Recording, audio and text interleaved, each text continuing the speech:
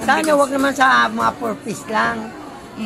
Sa mahihirap talaga na komunidad. Hindi yung purpose lang. Ano ba ang ano, hindi man nila nakikita kung adik o hindi. Karami sa amin may purpose, adik.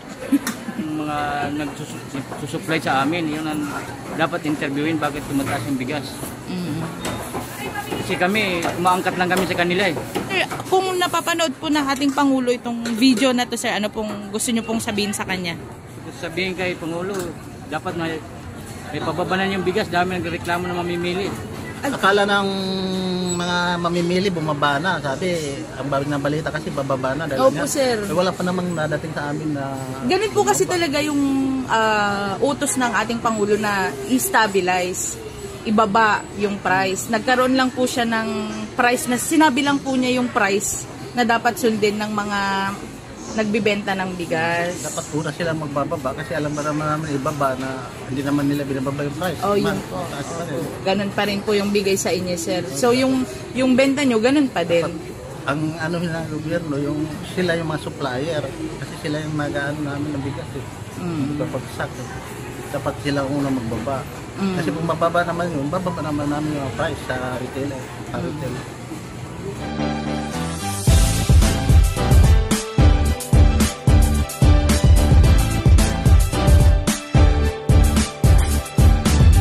Hello mga kabayan and welcome back sa aking YouTube channel, Jing No Boundaries. Ayan. So, for today's video po, nandito po tayo sa May Paco Market. Ayan.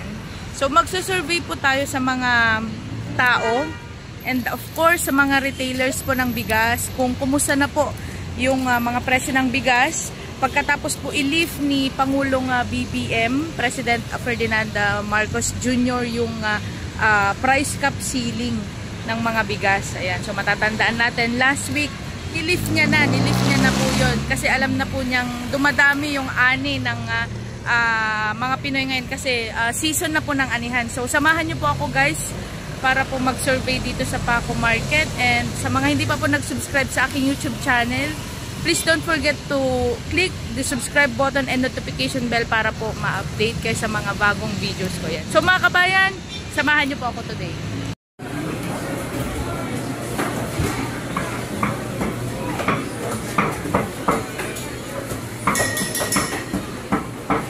Yan, so mga kabayan, usually ganito yung price dito sa Paco Market.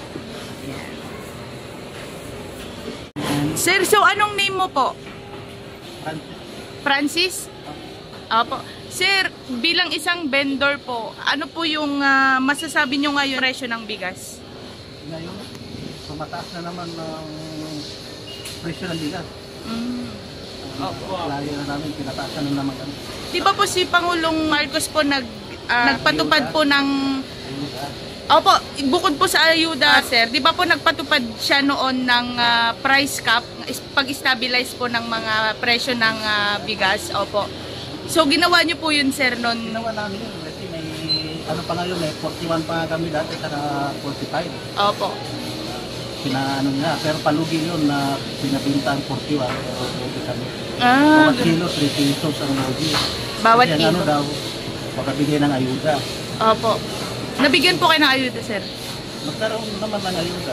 Pero ako, hindi naman binigay sa akin. Sila naman kumuha. Sino kumuha, sir, yung may-ari dito sa... Yung may business permit, nakapangalan.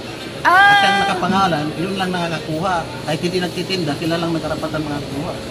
Ganun po yung nangyari. Kaya ang nagtitinda, paano? Pag hindi bigyan, wala. Sir, alam niyo po kung magkano po yung binigay na ayuda sa mga... 15,000. 15,000.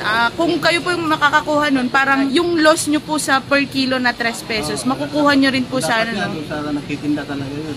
Opo. Ang nangyari, ang nakakakuha lang ang nakapangalan sa pisto. Personal. Hindi, ang nakapangalan, di naman nagtitinda. Kasi pinakakuha pa nila pisto. Dapat nag-usap na lang po pala yung mga nangyari doon sa inanong ayuda, hindi naman bumaba yung bigas. Opo. Sir, kung mapapanood po ito ni President Marcos, ano pong masasabi niyo, sir, bilang seller po ng bigas? Basta masasabi ko, hindi pa rin bumaba yung bigas. Yung supplier kinukuha namin, tinasan pa kami.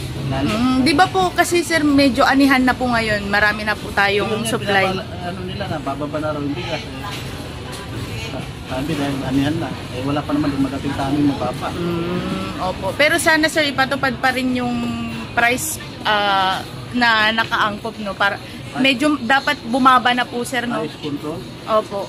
Para kahit pa paano. Mas gusto nga namin ng mababa kasi doon kami kumikita pag mababa yung bigas. Pag mahal ang bigas, hindi kumikita ang retailer. Oo nga po sir, no? Kasi hindi kami basta-basta taas na taas kasi ang suki namin nawawala. Oo nga po. Nagharap ng mura.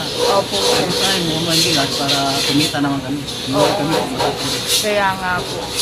Ayan. So, sir, thank you Sir Francis Akala ng mga mamimili bumaba na. Sabi, ang balita kasi bababa na. Opo sir. Wala pa namang nadating sa amin na... Ganun po kasi talaga yung utos ng ating Pangulo na i-stabilize, ibaba yung price. Nagkaroon lang po siya ng price na sinabi lang po niya yung price na dapat sundin ng mga nagbibenta ng bigas. Dapat una sila magbababa kasi alam naman ibaba na hindi naman nila binababa yung price. Oh, yun po. Ganun pa rin po yung bigay sa inyo, sir. So, yung benta nyo, ganun pa din. Ang ano ng gobyerno, yung sila yung mga supplier kasi sila yung mag-ano namin ng bigas eh. Pagsak eh. Dapat sila una magbaba. Kasi kung mababa naman yun, bababa naman namin yung price sa retailer. Iba na naman pong rice retailer, si Sir Roger. Ayan, Sir Roger. Sir, ano pong masasabi nyo ngayon sa mga presyo ng mga bigas? Sobrang mahal ang bigas eh. Iba po kasi sir, nagpa-price stabilization yung Pangulo. Nagbigay po siya ng price cap ceiling dati. Diba sir? Sir, pinatupad nyo po ba yun sir? Yung 41 to 45? 45. O nakita ko nga po sir, ayan 41 per kilo na regular meal rice. And sir, nung time po na yun, marami pa rin pong bumibili. Na-appreciate po ba nila yung pagbaba sir ng bigas ng mga consumer natin? Akala nga nila, bababa ng bigas, yung pala lalong tumaas. Lalong tumaas. Opo sir. Sir, nabigyan po ba kayo ng ayuda ng pamahalaan? Opo. Magkano po sir? 15. Oo, 15. Ayan, 15 nga po yung binigay. Sir, anong masasabi nyo sir dun sa nabigay sa inyong ayuda? Salamat nga sila kung ganun dapat tuloy-tuloy para para may mababang bigas. Oo. Isang beses po yun no sir, no, yung 50. Lahat po kayo dito sir nabigyan naman kahit papaano. Siguro po bigyan lahat eh. Opo sir. Pero ngayon sir, na-lift na po kasi yung pag-stabilize ng price. Kaya medyo parang nakita ko nga po sa price sir na medyo tumaas ulit. Opo sir. Sir, ano pong reason? Kasi mga supplier. Yun dapat dapat yung mga nagsusupply sa amin, yun ang dapat interviewin bakit tumataas yung bigas. Kasi kami, umaangkat lang kami sa kanila eh. Sila po talaga ang dapat kausapin. Yun ang dapat. Opo. Sir, meron po bang sinasabi yung mga customer nyo, sir?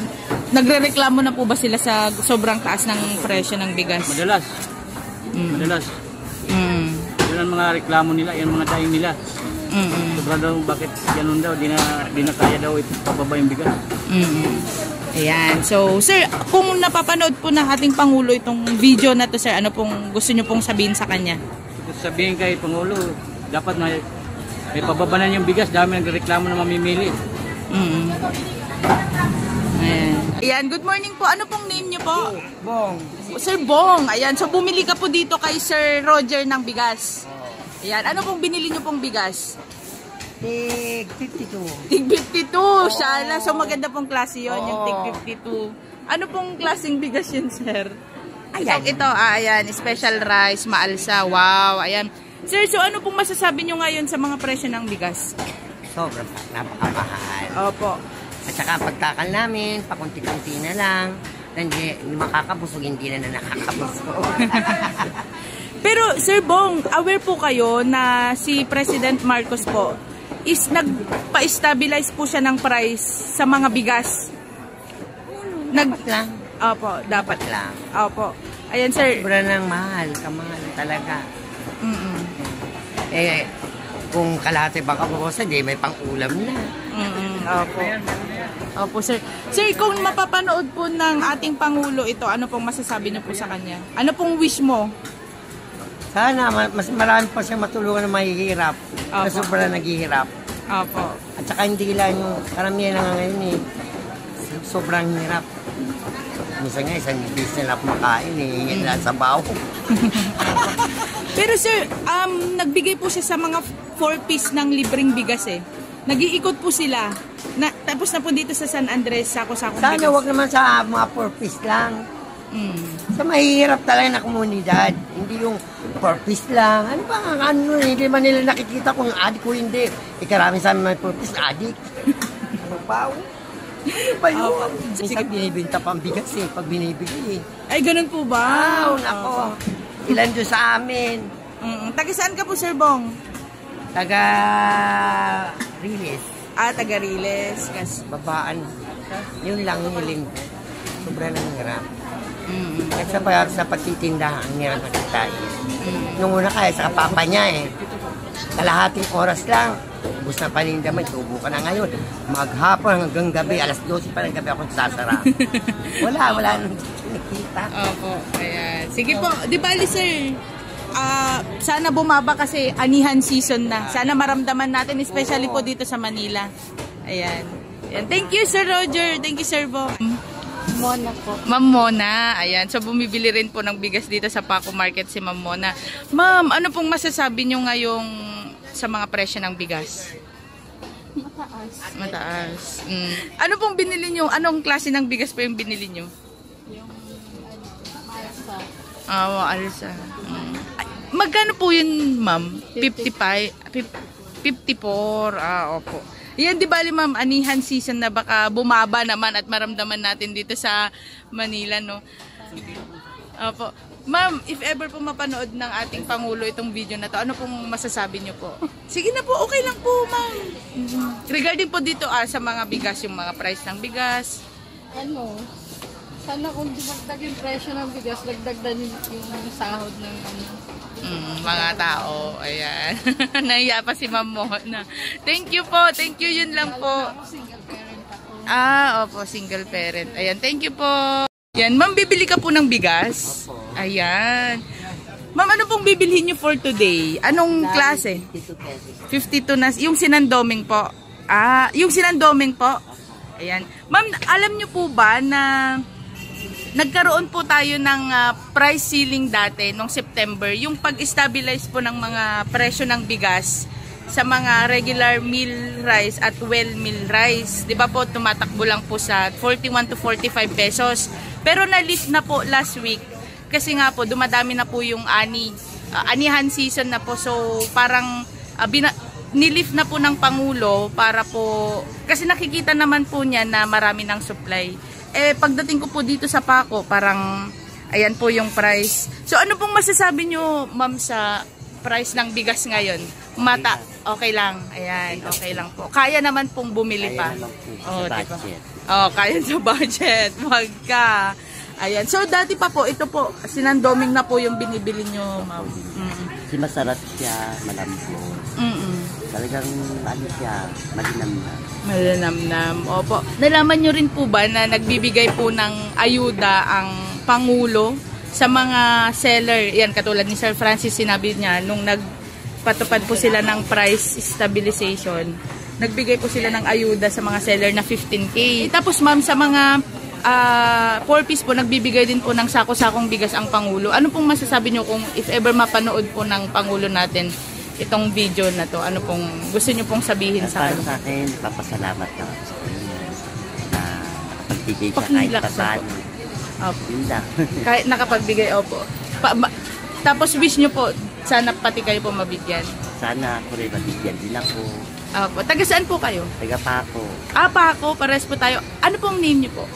Carmina. Ma'am Carmina, ayan. Ang aga nyo pong namimili,